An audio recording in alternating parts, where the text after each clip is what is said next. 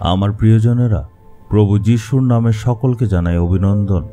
এই পেছনে গাছ দেখছেন কত সুন্দর। এই গাছের পাতাগুলো দেখুন, অনেক লাল রং দেখবেন।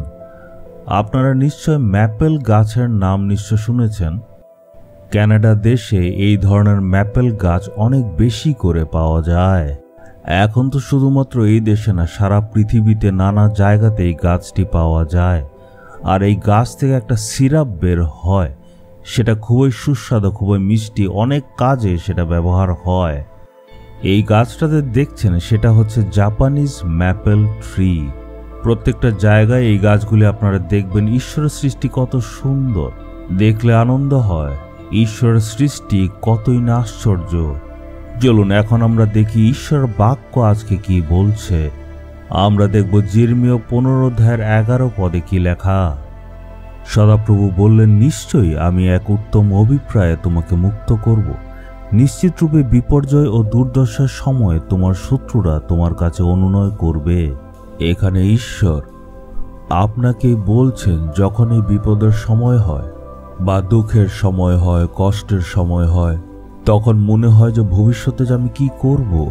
এই বিপদের সময়ে ঈশ্বর আপনাকে বলছেন, এ আমার ছেলে আর হে আমার মেয়ে, মনে রাখবে শয়তান তোমাকে সব রকম ভাবে ফেলার চেষ্টা করছে যাতে তুমি কখনো উঠতে না পারো। তাই সে সব রকম ষড়যন্ত্র করে চলে যাচ্ছে। কিন্তু যখনই সে বিপদের বা কষ্টের সময় আসে, আমি তোমাকে শয়তান থেকে উদ্ধার করব, কারণ সে তোমাকে ফেলার জন্য চেষ্টা করছে। শয়তান তোমার বিরুদ্ধে নানা রকম কাজ করবে, কিন্তু চিন্তা করবে না, আমি তোমার পক্ষ হয়ে লড়াই করব। ঈশ্বর বলছেন, আমি তোমার হয়ে যুদ্ধ করব আর তোমাকে আমি সাহায্য করব। আজকে হয়তো আপনার বিরুদ্ধে শয়তান অনেক লোককে দাঁড় করিয়েছে যারা আপনার ক্ষতি করতে চায়, কিন্তু ঈশ্বর আপনার সঙ্গে সঙ্গে আছেন।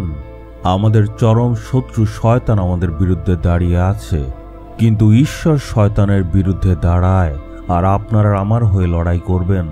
যিশু ক্রুশের উপর শয়তানের বিরুদ্ধে বিজয়ী হয়েছিলেন। কেন উনি শয়তানের উপর বিজয়ী হয়েছিলেন? আপনারও আমার জন্য। আর আপনি আর আমি যাতে আশীর্বাদ পেতে পারি, এর জন্যই যিশু ক্রুশে মারা গিয়েছিলেন।